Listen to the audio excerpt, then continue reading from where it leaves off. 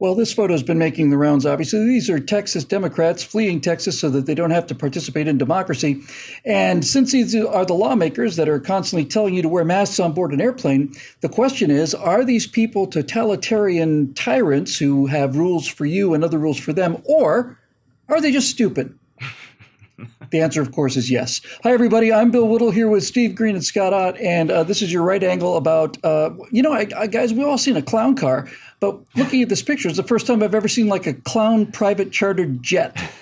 Because not only have these people wrapped themselves in the cloak of moral superiority by basically walking out of a vote that they didn't particularly like because the people of Texas elected people other than them. But the part of this that would be hysterical if it weren't so pathetic is, I'm sorry, it is still hysterical. These people have been traveling around the country for a couple of weeks now, leaving a wake of COVID infections where hither and yon. They're the typhoid Karens of the 21st century, and Steve, this idea of like, well, we don't like this vote, so we're going to leave the state. That alone is okay, it is what it is. But these are the people. I had to fly on an airplane, not a private airplane, because I can't afford a private airplane, but they can because the people are paying for it. Anyway, I had to fly commercial, and I had to wear a mask, and I was told that I had to wear that mask and keep the mask on in between bites of the biscotti or whatever the hell they give you now instead of the peanuts that you used to get.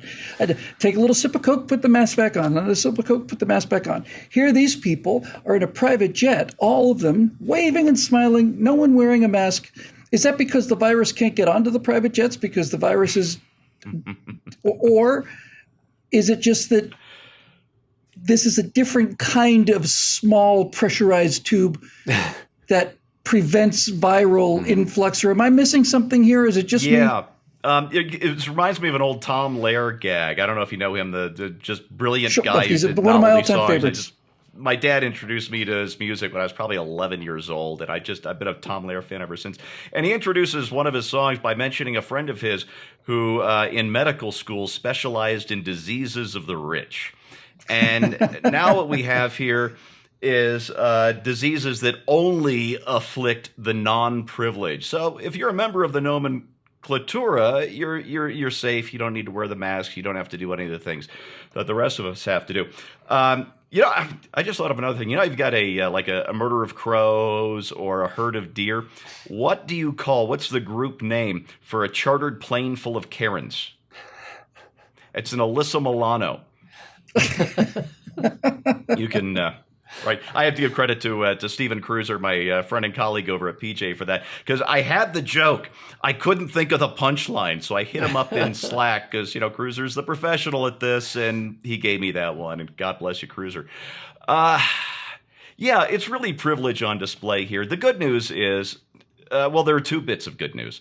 The first is we get to make fun of privileged, unattractive Democrats, but I just repeated myself at least twice, and that makes me happy. That keeps the three of us in business. So that's very good news. The other good news is I just pulled this up. This is the latest data on hospitalization rates for people suffering from COVID-19 in this country. And it starts off in March of last year, and it's just a little tiny number up there.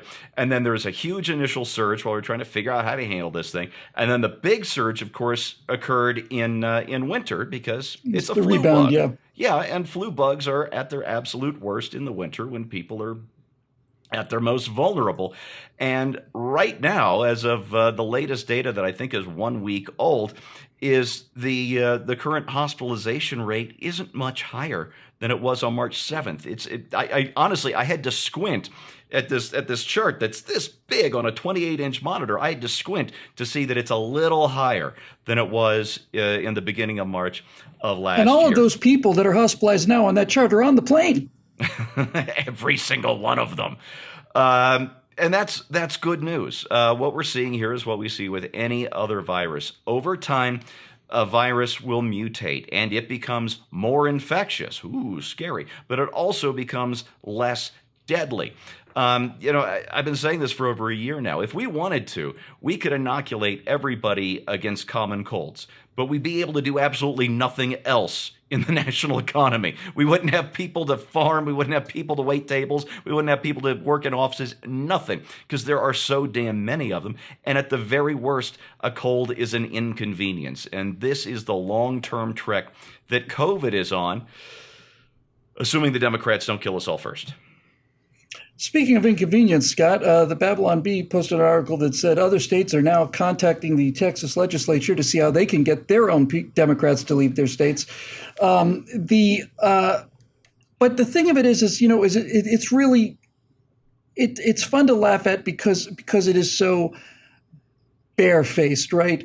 This is Nancy Pelosi shutting down every single beauty salon, every single hair salon, putting hundreds of thousands of people out of work. But when she needs her hair colored and styled, we'll make a phone call and we'll just open that up. We'll go in there without a mask because, And this is Gavin Newsom going to the French laundry restaurant with shoulder to shoulder with 9 people in the height of the pandemic, none of them wearing masks and so on. And here they are. And Pelosi's aides have been infected. People who walked them through Washington, they're all infected as a result of this. But this you would expect. Let me put this in more lofty terms. Isn't the entire idea of a democracy where we rotate people in and out of office predicated on the idea that the laws apply to everybody? And that, yes, corruption exists, but if you're going to be that corrupt, do you really have to do a selfie of it and make sure it goes around the world, Well, and they felt when they were posing for that picture that they were heroes. That was a heroic story. I thought it was bizarrely ironic that the Democrats were leaving the state of Texas and refusing to vote on a voting rights bill. Their whole push is that everybody should be allowed to vote. And yet when they had an opportunity to cast their ballot, they decided to get out of town so that they wouldn't have to actually vote on the issue. It's kind of the worst kind of sore loserism. And I would say this, no matter which party was doing it, is like if you're in a legislative body where majority rules, ideally, then one of the consequences of an election where you do not capture the majority is you're going to lose some votes. Now, that's how it works. It's not an eternal condition, because if you do your job well and if you connect with people, you can get back into a majority status in that legislative body, and then you can change laws. So nothing is being stamped in stone here as an eternal thing, but they can't stomach the idea that for even 2 years or whatever the term is before the next election, that they would lose a vote. And this is not only sore loserism, but just incredible posturing. This is an effort to show that they're with the little guy. Now, I think being with the little guy would have been a little more a compelling story if they hadn't flown a private charter jet to Washington, D.C. And one wonders, like even outside of the airplane, because in general, airplanes are fairly good atmospheres, not for the spread of virus, but they keep circulating that air. So it's actually not a bad place to be. It's probably better than most rooms in your house as a place to be as far as safety goes.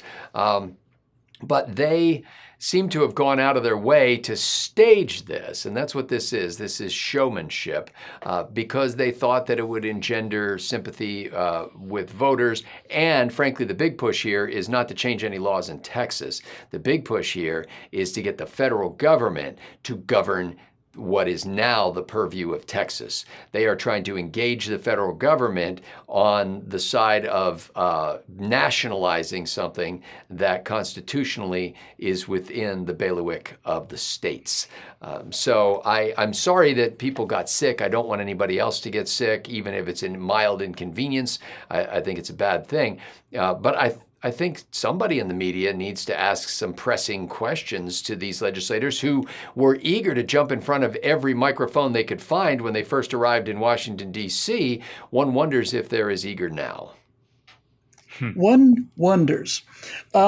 Yes, bizarrely ironic is the perfect set of adjectives for this. This is exactly what it is. I'll tell you what this reminds me of, folks. This is this is kind of a slightly writ large version of these stories you occasionally hear where somebody commits like an armed robbery of a 7-Eleven, and then they post it on Facebook, and then 22 minutes later, the police come and arrest them. You know what I mean? It's like we're bragging about it. We're bragging about how smart we are, and there's the evidence right in front of you. This really is it. It is that picture of them on the plane is aristocracy in action. And I've been saying this again and again and again. And Stephen Scott and I have been talking about how Americans cannot understand ideological warfare because we're basically too decent. We've been talking about this for 10 years. But when you see these lawmakers leaving their legislature because the legislature is going to pass laws that make it harder for them to cheat, and when they are absolutely, completely unaware of the fact that by taking this picture on an airplane, they are violating the rules that they're making you live by on a daily basis. This is aristocratic behavior. And it took me the longest time to really understand it because it is so alien and foreign an idea to people with souls.